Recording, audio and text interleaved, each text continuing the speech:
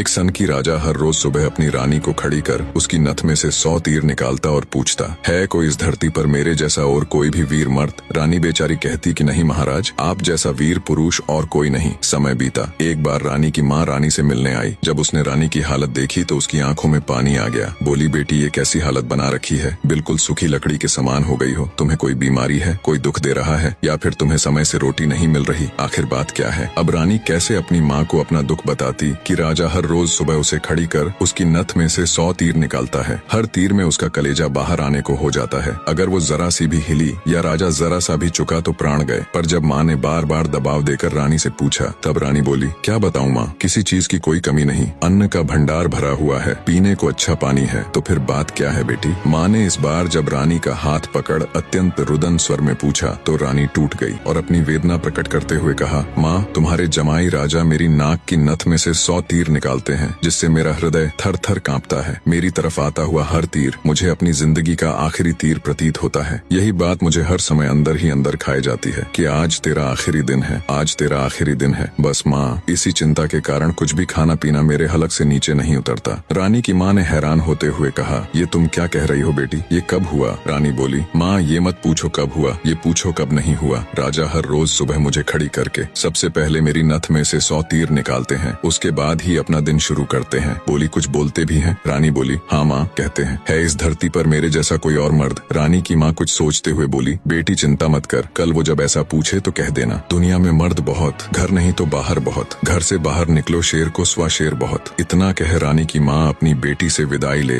अपने घर चली गई। अब रानी को इंतजार था तो बस अगली सुबह का। राजा ने सोती हुई रानी को हाथ पकड़कर उठाया और कहा, रानी आ जाओ, समय हो गया। रानी ने सोचा, हे भगवान, बस आज और बच जाऊं, फिर तो जो माँ कहकर गई थी वो बोल दूंगी। और उठकर बाग में जाकर आंख बंद करके अपनी नथ पकड़कर खड़ी हो गई। राजा ने रोज की तरह एक के बाद एक 100 तीर रानी की नथ में से निकाले। तीर निकाल राजा बोला, बोल रानी, है दुनिया में मेरे जैसा कोई और शूरवीर मर्द? रानी हिम्मत जुटा बोली, महाराज, दुनिया में शूरवीर मर्द बहुत, घर नहीं तो बाहर बहुत, आप बाहर निकल के देखो, शेर को सवा शेर बहुत। राजा हैरान होते हुए बोला, ठीक है रानी, अगर यही बात है तो कुछ खाने का सामान दो, मैं जा रहा हूँ बाहर शूरवीर मर्द देखने, मैं भी तो देखूं है कोई मुझसे ज्यादा शूरवीर मर्द इस दुनिया में। थोड़ा बहुत खाने पीने का सामान ले राजा निकल पड़ा। चलते चलते एक कच्चे रास्ते पर हो लिया। थोड़ी दूर ही चला तो आगे देखा, एक आदमी रास्ते के किनारे पर लेटा ऊपर की तरफ एकटक देख रहा है। राजा को बड़ा कौतूहल हुआ। ऊपर की तरफ देखा तो उसे सिवाय सूर्य की तेज किरणों के कुछ दिखाई नहीं दिया। गया जिज्ञासावश उसके पास और पूछा, क्यों भाई, ऊपर क्या देख रहे हो? काणे आदमी ने कहा, इंद्र के अखाड़े में परियों का नाच हो रहा है, वो देख रहा हूँ। राजा ने एक बार फिर से ऊपर देखा पर उसे कुछ दिखाई न दिया तो उसका आश्चर्य बढ़ गया। काणे आदमी ने ऊपर की तरफ ध्यान लगाए लगाए राजा से पूछा, तुम कौन हो भाई और कहाँ जा रहे हो? राजा बोला, मैं मालवा का राजा उत्पल राज हूँ, मैं दुनिया में शूरवीर मर्द देखने जा रहा हूँ। काणे को बड़ा कौतुक हुआ। बोला, तो थोड़ी देर मेरी प्रतीक्षा करो भाई। नाचते नाचते एक परी की पाजेब टूट गई है, वो नीचे गिरने वाली है, बस उसको लेकर मैं भी तुम्हारे साथ शूरवीर मर्द देखने चलूंगा। कुछ ही देर में आकाश से छम की आवाज से एक पाजेब नीचे आ गिरी। काणे ने उसे उठाया और जेब में रख लिया और बोला, अब चलो भाई मर्द देखने। मर्द कैसे होते हैं मैं भी तो देखूं। राजा के आश्चर्य की कोई सीमा नहीं थी। उसका अहंकार तो यही नष्ट हो चुका था, उसकी हवाइयां उड़ चुकी थीं। सोचा कि तू तो रानी की नथ से तीर निकाल अपने आप को सबसे बड़ा मर्द समझता था, तेरे से ज्यादा तो ये काणा है। एक आंख से अंधा होते हुए भी इंद्र के अखाड़े में क्या हो रहा है देख लेता है। अब राजा और काणा आदमी दोनों एक साथ चल पड़े मर्द देखने। राजा और काणा आदमी अभी कुछ दूर ही चले थे। आगे एक नौजवान व्यक्ति धनुष बाण लिए किसी की प्रतीक्षा में बैठा था। राजा ने उससे भी पूछ लिया, क्यों भाई, कैसे बैठे हो? व्यक्ति बोला, अपने दोस्त का इंतजार कर रहा हूँ। राजा बोला, कहाँ है तुम्हारा दोस्त? व्यक्ति बोला, मैंने 100 कोस पर तीर मारा है, उसे लेने के लिए गया है। इतना सुनना था कि राजा के पैरों नीचे से जमीन खिसक गई। कहानी को बीच में रोक आपकी जानकारी के लिए बता दूं, पुराने समय में दूरी मापने के लिए किलोमीटर या मीटर नहीं बल्कि तब के लोग कोसों के द्वारा ही दूरी को मापते थे। उस समय के एक कोस का मतलब आज के लगभग 3 किलोमीटर है। तो नौजवान व्यक्ति ने राजा और काणे आदमी से पूछा, तुम लोग कहाँ जा रहे हो? काणे ने कहा, मर्द देखने। उत्सुकतावश नौजवान ने कहा, तो भाई हम भी चलेंगे तुम्हारे साथ मर्द देखने, बस थोड़ा इंतजार करो, मेरा दोस्त अभी मेरा तीर लेकर आता ही होगा। राजा बोला, 100 कोस से आज ही थोड़े ना आ जाएगा, उसे तो कई दिन लगेंगे। नौजवान ने मुस्कुराते हुए कहा, नहीं मान्यवर, उसे 100 कोस से जाने और आने में सिर्फ 1 घंटा लगता है। थोड़ी ही देर में एक लंगड़ा व्यक्ति नौजवान के द्वारा छोड़ा हुआ तीर हाथ में लेकर आता है। रानी की नथ में से तीर निकाल खुद को मर्द सूरमा समझने वाले राजा को अब एक से एक बड़े सूरमा टकरा रहे थे। वो जिस बिल में हाथ डाल रहा था वहीं से सांप फुफकारते हुए निकल रहे थे। एक काणा आदमी जो एक आंख ना होते हुए भी इंद्र के अखाड़े में परियों का नाच देख रहा है। एक युवा पराक्रमी नौजवान 100 कोस तक तीर मार रहा है। एक अपाहिज लंगड़ा आदमी 100 कोस की दूरी सिर्फ 1 घंटे में नाप देता है। बोझिल कदमों के साथ राजा अब उन तीनों के साथ आगे चल पड़ता है। चलते चलते वे एक नगर में पहुंचे जहां एक राजा की लड़की का स्वयंवर चल रहा था। स्वयंवर की शर्त थी कि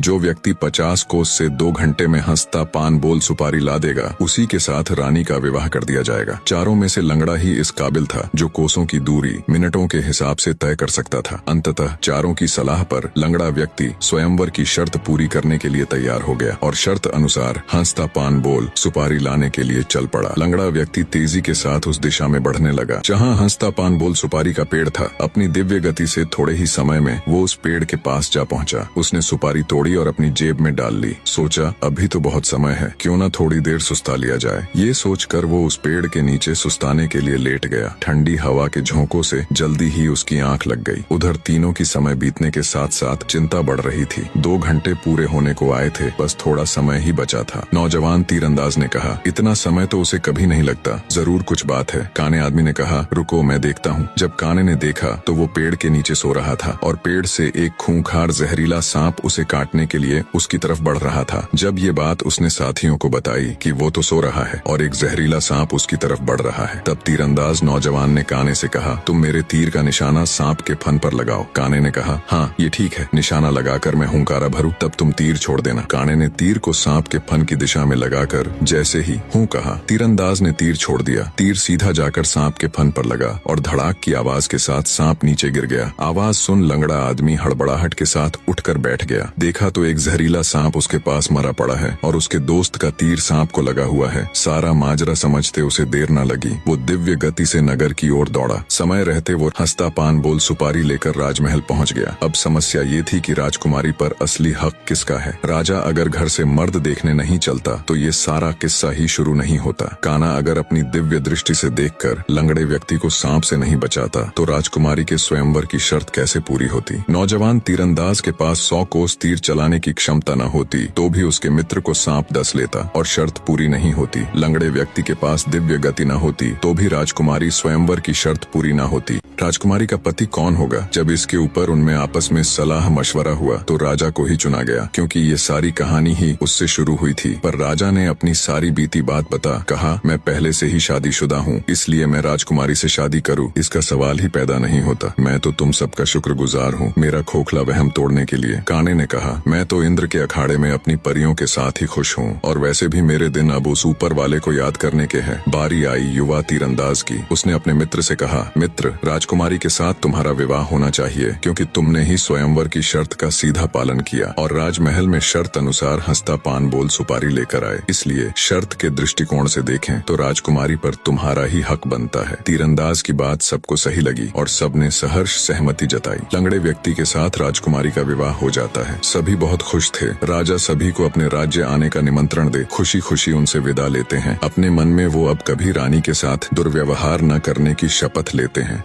यह एक विशेष प्रजाति का पशु होता है जो हिमालय के जंगल, क्योंकि जिस हूर बिलाव की चर्चा राजा कर रहा था ऐसा कोई पशु न तो किसी ने देखा था।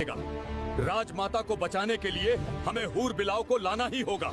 तब मंत्री बोला, महाराज, जो पहलवान हमारे यहाँ केवल बैठे बैठे वेतन ले रहा है वो किस दिन काम आएगा? मंत्री ने आगे कहा, महाराज यदि पहलवान हूर बिलाव लेने जाएगा तो वह कभी लौटकर नहीं आ पाएगा, क्योंकि तब मंत्री ने महाराज को अपने द्वारा रचे गए पूरे षड्यंत्र के विषय में धीरे धीरे तो बहुत उत्तम उपाय निकाला है। हम कल ही उस पहलवान को हूर बिलाव लाने के लिए भेज देंगे और पहलवान की पत्नी को अपनी रानी बना लेंगे। राजा ने बिना विलंब किए कुछ सैनिक भेजकर, हे पहलवान, तुम काफी समय से बैठे बैठे वेतन ले रहे हो, अब तुम्हारे लिए एक महत्वपूर्ण कार्य उपस्थित हुआ है। पहलवान बोला, आज्ञा। हमें 4 हूर बिलाव नामक पशुओं की आवश्यकता है। उनका तेल निकलवाना है, उनकी बीमारी दूर हो सके। राजा की बात सुनकर पहलवान विचार में पड़ गया और बोला, महाराज है। राजा ने कहा, हम भी नहीं जानते, किंतु ये कार्य केवल तुम ही कर सकते हो। इसे कुछ समय प्रदान कीजिए। तब महाराज बोले, मैं तुम्हें 1 महीने का समय देता हूँ। यदि तुम 1 महीने के भीतर घबरा गया और आदेश का पालन करने के लिए हिमालय की ओर प्रस्थान कर गया, मार्ग में वह निरंतर यही सोचता रहा